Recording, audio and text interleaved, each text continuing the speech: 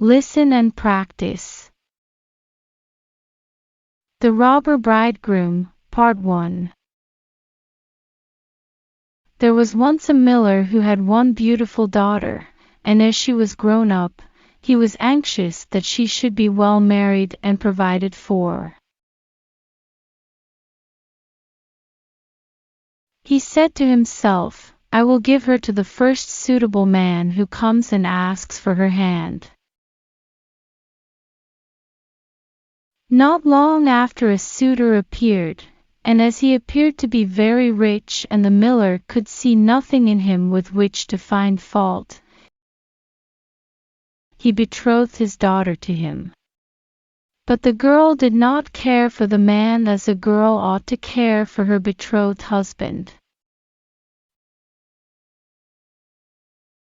She did not feel that she could trust him, and she could not look at him nor think of him without an inward shudder.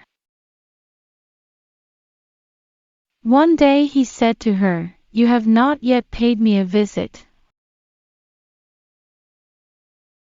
although we have been betrothed for some time." "I do not know where your house is," she answered. "My house is out there in the dark forest," he said. She tried to excuse herself by saying that she would not be able to find the way thither. Her betrothed only replied, "You must come and see me next Sunday. I have already invited guests for that day. And that you may not mistake the way, I will strew ashes along the path." When Sunday came, and it was time for the girl to start, a feeling of dread came over her which she could not explain, and that she might be able to find her path again, she filled her pockets with peas and lentils to sprinkle on the ground as she went along.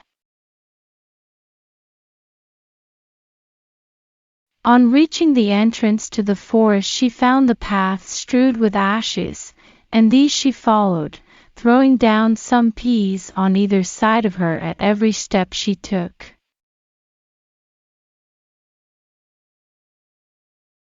She walked the whole day until she came to the deepest, darkest part of the forest.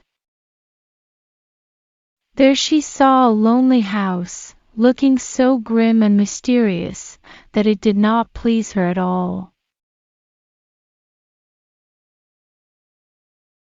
She stepped inside, but not a soul was to be seen, and a great silence reigned throughout.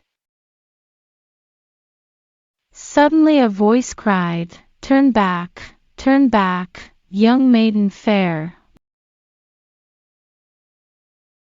The girl looked up and saw that the voice came from a bird hanging in a cage on the wall.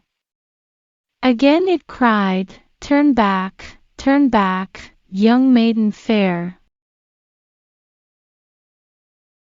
Linger not in this murderer's lair." The girl passed on, going from room to room of the house, but they were all empty, and still she saw no one. At last she came to the cellar, and there sat a very, very old woman, who could not keep her head from shaking. "Can you tell me," asked the girl, "if my betrothed husband lives here?"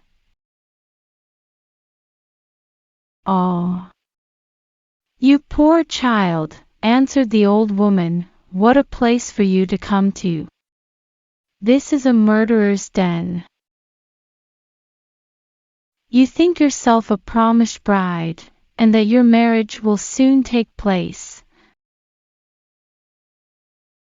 But it is with death that you will keep your marriage feast. Look, do you see that large cauldron of water which I am obliged to keep on the fire?